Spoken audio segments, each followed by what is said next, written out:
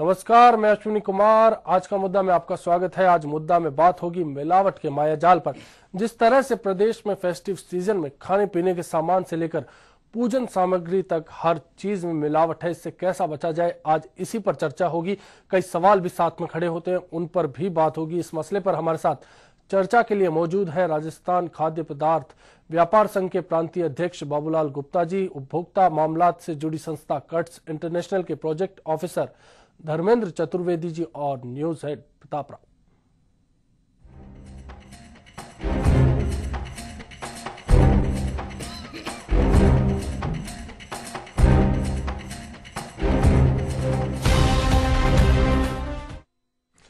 चर्चा से पहले आइए देख लेते हैं कैसे मिलावट का मायाजाल प्रदेश में फैलता है। सावधान, कहीं खोए के चक्कर में आप उबले हुए आलू तो नहीं खरीद रहे हैं। जो दूध आप पी रहे हैं कहीं वो सिंथेटिक तो नहीं है। जो पेय पदार्थ आप पी रहे हैं कहीं उसमें कीटनाशक तो नहीं है। जो मिठाई आप खा रहे हैं कहीं वो जहरीली तो नहीं है। जी हाँ, त्योहार आ रहे हैं और मिलावट का मायाजाल चल निकला है। दूध, घी, खोया, पनीर, मिठाई, आइसक्रीम, धूपबत्ती, अगरबत्ती, दाल, चीनी, बूरा, सब चीजों में मिलावट हो सकती है। इस बात से भी इनकार नहीं किया जा सकता कि जिस रोली और चंदन को हम अपने माथे पर लगा रहे हैं उसमें भी कोई खतरनाक रसायन मिला हो। जब भी कोई त्योहार आता है, मिलावटखोर जनता को जहर परोसना शुरू कर देते हैं। जनता की सेहत बिगाड़ने का सबूत मिल चुका है।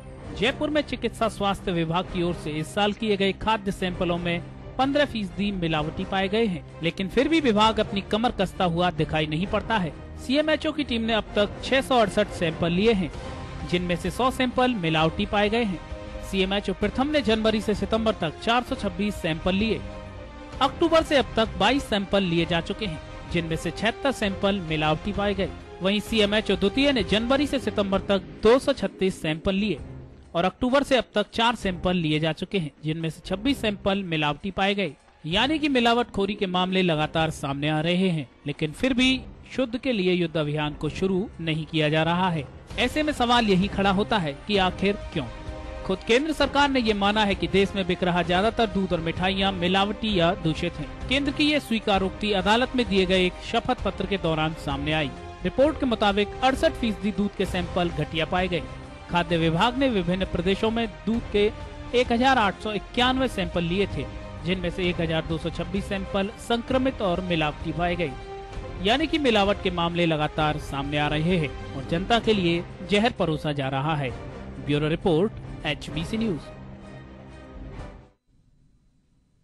तो ये मायाजाल है कि लगातार फैलता जा रहा है। हमारे साथ चर्चा में खास मेहमान भी है।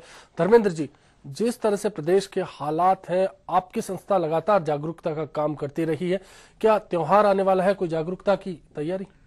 जागरूकता में संस्था के द्वारा पूरे स्टेट में हमारे जो पूर्व गतिविधियां हैं उसमें भी हम उपभोक्ताओं को जागरूक करते रहते हैं और प्रशिक्षण कार्यक्रम भी हमने बहुत लोगों को बताए हैं और दिए हैं, उनको जानकारी दी है। और राजस्थान के कई जिलों में हमने कुछ ऐसे कार्यकर्ता तैयार किए हैं और उनको ट्रेनिंग के दौरान ही बताया गया कि किस तरह से मिलावट की जांच करें अपने स्तर पे भी। उससे पहले धर्मेंद्र जी, अश्विनी, पहले सवाल ये उठता है कि तमाम तरह के बाबूलाल जी दावे हुए, जिस तरह से आपने देखा भी कि मिलावट का एक जोर बढ़ जाता है त्योहार आने पे, क्योंकि आप व्यापार मंडल के नेतृत्व करते हैं। और क्यों होता है और ऐसा क्या आमतौर पे होता है, या कुछ ऐसे चंद मुनाफाखोर लोग हैं जो करते हैं, या ये सरकारी दावे जो हैं ये गलत है? नहीं, देखिए, मैं आपको एक बात बताता हूँ कि आज भी अगर हम गणना करवाते हैं और हमारी जिस तरह से बराबर इस पे दृष्टि चल रही है जी, 30% के करीब आज भी दूध सिंथेटिक बिक रहा है जी। 40% के करीब आज भी घी मिलावटी बिक रहा है।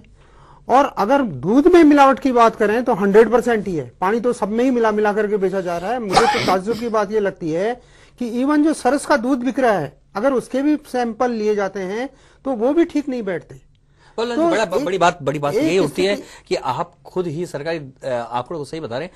क्या ऐसी स्थिति में आपका जो व्यापार संघ है? देखिए, मैं आपको वही बताने जा रहा हूं कि हम आपको ये बताना चाहते हैं कि एक इन्होंने शुद्ध के लिए युद्ध चलाया और पूरा व्यापार और व्यापार जगत और पूरे इंडस्ट्रियलाइजेशन के जितने भी लोग शामिल थे, लीडर्स वगैरह, सब ने एक मिलकर के इवन रैली तक निकाली इसके विरुद्ध। कोई भी अपने किचन में अशुद्ध माल नहीं चाहता, सब शुद्ध माल चाहते हैं। पर कुछ ऐसे लोग हैं, कुछ चुनिंदा ऐसे लोग हैं, और कुछ मिलाकर के इनके जो अधिकारी हैं, जो इंस्पेक्टर्स हैं, जिनको आज ऑफिसर प्रमोट कर दिया गया है, ये कहते हैं साहब हमारे पास कुल मिलाकर के 45 ऑफिसर्स हैं, राजस्थान इतना बड़ा है, food safety and standard act लागू हो गया है, इसमें अभी तो हम लाइसेंस ही नहीं दे पाए हैं। जी, बड़ी बात उठती है कि सरकार तो कैसे काम करती है, ये हम सब जानते हैं, लेकिन हम सबकी भी जिम्मेदारी है, क्योंकि आपकी ज्यादा जिम्मेदारी, आपका संघ जो ऐसे जो मुनाफाखोर, जो मिलावटियों के खिलाफ क्या कोई कार्रवाई करता है या कुछ? हम लोग बिल्कुल कार्रवाई करते हैं, जैसे जैसे मालूम चलता रहता है, हम लोग इनको बाहर भी निकाल देते हैं,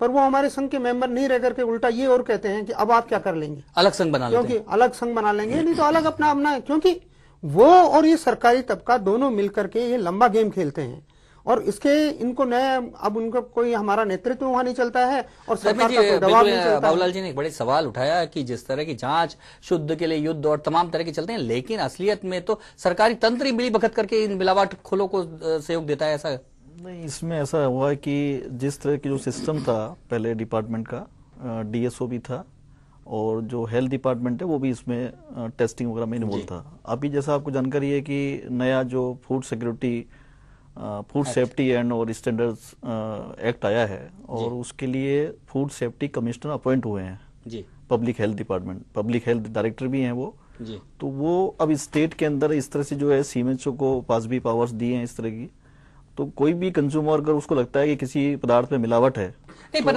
धर्मेंद्र जी बड़ा सवाल उठता है कि केवल नाम बदला है, पदनाम बदला है, कुछ अधिकार इधर से उधर गए हैं, लेकिन क्या सरकारी तंत्र पे भरोसा करके आम आदमी इस बात को सोच सकता है कि बाजार में जाके चीज खरीदे और खा ले, आराम से निश्चिंत हो जाए इस पूरे सरकारी ढर्रे में?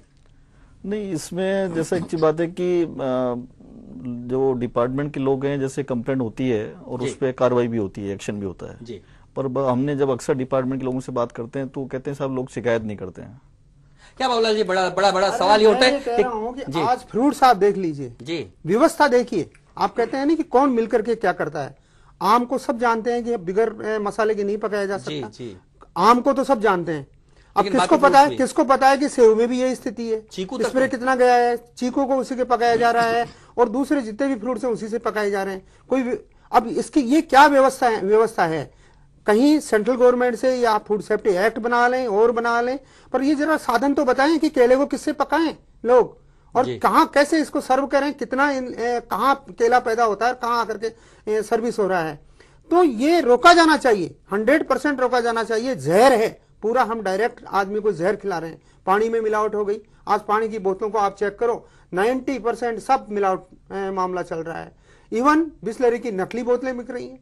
तो कहां कौन जिम्मेदार है और कौन इसके लिए जिम्मेदार रहे? हम इसकी पूरी, मैंने जैसे कहा कि हम पूरी इस पे दृष्टि बनाए हुए हैं, परंतु ये ऐसा इतना बड़ा माहौल हो गया कि इसको कहां से रोका जाए, कहां से शुरू किया जाए, ये अभी इसमें पकड़ में ही नहीं आया। जी, आपको कोई नजर आता है, क्योंकि आपकी संस्था तो बहुत लंबे समय से कंज्यूमर सेफ्टी के लिए काम कर रही है, क्या कोई रास्ता नजर आता है?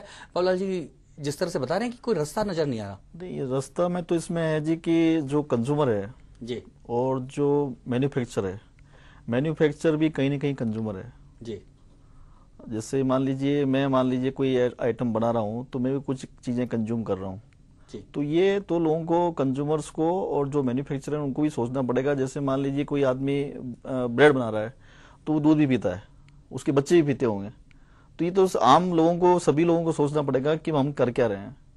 नहीं, लेकिन ये तो एक बात हुई तो कि लोगों के सोचने की, लेकिन कोई क्या ऐसा कोई तरीका है जिसके चलते कम से कम जहर से बचा जा सके? हाँ बाबूलाल, कैसे सोचेंगे लोग? आप ये देखिए कि हम आज 90 लाख टन तेल बाहर से आयात कर रहे हैं जी। सारी दुनिया जानती है कि 5 लोगों के वहां पोर्ट पे ही रिफाइनरीज लगी हुई हैं। गवर्नमेंट ऑफ इंडिया ने 20%, 25% दूसरा तेल मिलाने की इजाजत दे दी है। क्या खेल है? आप देखिए कि एक 4 रैक एक ही बार आसाम सरकार खुद मिलाने की इजाजत दे रही है। सरसों का तेल कहां से आया? एक पाम ऑयल मंगा रहे हैं 70 लाख टन, 20 लाख टन सोया आ रहा है। उस 70 लाख टन को आप, मैं यहाँ जो बैठे हुए हैं और जो दर्शक देख रहे हैं, उनमें से किसने पाम ऑयल सीधा खाया है? और 70 लाख टन खा रहे हैं। ये खेल कहाँ है? कौन इसके लिए जिम्मेदार है? ये हमको तय करना पड़ेगा। एक उपभोक्ता क्या क्या सोच सकता है? जो माल उसके पास में आया, एक रिटेलर क्या सोचेगा, एक इंडस्ट्रियलिस्ट क्या सोचेगा, उसको पता ही नहीं है कि कहां ऐसा से क्यों हो रहा है बाबूलाल जी? बड़ी बात ऐसा क्यों हो रहा है? एक और फूड सेफ्टी एक्ट बन रहा है, दूसरी ओर सरकार खुद ही अपनी नीतियों और योजनाओं के माध्यम से इस तरह की मिलावट को बढ़ावा दे रही है। ऐसा क्यों है? यही विडंबना है। वो जब उनको प्रेशर डालते हैं, हम लोग कहते हैं भैया आप लोग क्या कर रहे हो, तो कहते हैं साहब अब में 70 लाख टन की यहाँ शॉर्टेज है, हम मंगाएंगे नहीं तो खाएंगे क्या, इन लोगों को क्या खिलाएंगे? आज आप मछली के लिए आपको तो सरसों का तेल चाहिए, तो भाई सरसों का तेल चाहिए पर जहर थोड़ी चाहिए जी। ये जो पाम ऑयल आप आज डालडा जो बिक रहा है वो प्योर पॉइजन है, प्योर पॉइजन जी। उसमें जितना निकृष्ट से निकृष्ट पाम ऑयल को जिस गति से ब्रंट किया जाता है, उस गति को आप वहां तो एक्सेप्टेड ही नहीं है। जो लोग वहां मलेशिया में और इंडोनेशिया में जिसको बंद कर दिया गया है, वो हम लोग यहाँ खा रहे हैं। धर्मेंद्र जी, आपका क्या अनुभव रहा? क्योंकि बाबूलाल जी जिस तरह से बात बता रहे हैं, निश्चित तौर पे हम उस खतरनाक मोड़ पे, उस मुकाम पर हैं जहां हमारी सोसाइटी एक प्रकार से खत्म होने की स्थिति में। लेकिन सबसे बड़ी बात यह है कि क्या आपका भी अनुभव ऐसे रहा है कि सरकारी तंत्र इसी तरह से काम करता है? नहीं, सरकारी तंत्र में जो इस तरह की खामियां हैं वो खामियां तो रहती हैं। सिस्टम सुधारने की कोशिश हो रही है सरकार की। अब जैसे जो अब अभी जो एक्ट आ रहा है, इस एक्ट के मुताबिक बहुत सारे इसमें जुर्माने का लेकिन एक बड़ा सवाल उठाया कि केले को पकाने के लिए कोई दूसरी क्या तरीके हैं, या पाम ऑयल क्यों मंगाया जा रहा है? ऐसा सवाल जब उठता है तो क्या सरकार कहीं ना कहीं इन सवालों के जवाब नहीं है सरकार के पास? बिल्कुल सही है। क्या लगता है कि इस सारी मिलावट के पीछे क्या लगता है बाबूलाल जी? 2 लाख टन चाय हमको चाहिए और हमारे पास में कुल 1,40,000 टन चाय, और उस 40,000 टन चाय हम निर्यात कर देते हैं। अब बच गई 1 लाख टन चाय। क्या खाते हैं, क्या पी रहे हैं हम? फिर कहते हैं साहब इसमें चमड़े का रंग आ रहा है, इसमें फला आ रहा है, ये आ रहा है, ब्लेंड हो रही है, ये हो रही है। अरे भाई रोकते क्यों नहीं हो इसको? आप खाली आप जो आसाम जहां है, जो दार्जिलिंग जहां है, जो साउथ के गार्डन्स हैं, और जहां जो फैक्ट्रियां लगी, रोक क्यों नहीं लेते वहां उसको? वहां क्यों नहीं प्रतिबंधित करते? जवाब वही है कि क्या खिलाएंगे, क्या पिलाएंगे लोगों को। यानी कि लोगों की डिमांड को पूरा करने के लिए मिलावट की जा रही है। क्या लगता है धर्मेंद्र जी, क्या इसके पीछे जो डिमांड और सप्लाई का जो गैप है वो ज्यादा जिम्मेदार है? डिमांड ज्यादा है लोगों की जी, डिमांड बहुत ज्यादा है। अब जैसे अभी बाबूलाल जी बता रहे हैं कि जो पीली दाल का आपने बताया था, पीली दाल बहुत मंगाई थी उन्होंने बाहर से जी, पीडीएस सिस्टम के लिए, उसमें भी बहुत खराब दाल थी। तो डिमांड बहुत थी, डिमांड है ही। अभी जैसे आटा चल रहा है अभी आजकल राशन पे, तो उसकी डिमांड इतनी है कि लोग, यानी कि सब कुछ मिलावट है। अश्विनी, सबसे बड़ी बात ये उठती है, बाबूलाल जी ने बहुत बड़ा एक सवाल उठाया कि आखिर में जितनी खपत है उसके मुकाबले तो अपने पास है ही नहीं। तो यानी कि साफ तौर पे है जो हमें बाजार में मिल रहा है, निश्चित तौर पर मिलावट है। साफ तौर पर फर्क नजर आता है, कहीं ना कहीं मायाजाल का एक कारण नजर आता है। चर्चा को जारी रखेंगे, वक्त एक ब्रेक का, जल्द लौटेंगे।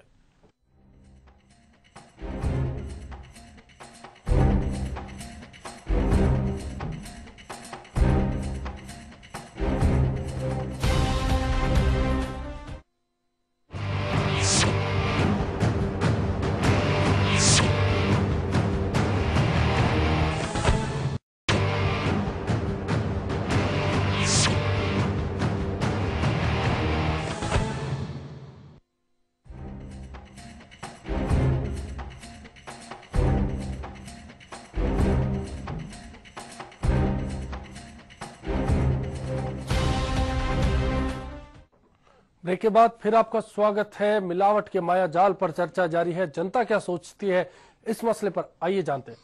शुद्ध के लिए युद्ध जो अभियान है वो फ्लॉप साबित हुआ है। आम उपभोक्ताओं के साथ, जीवन के साथ खिलवाड़ कर रहे हैं व्यापारी वर्ग।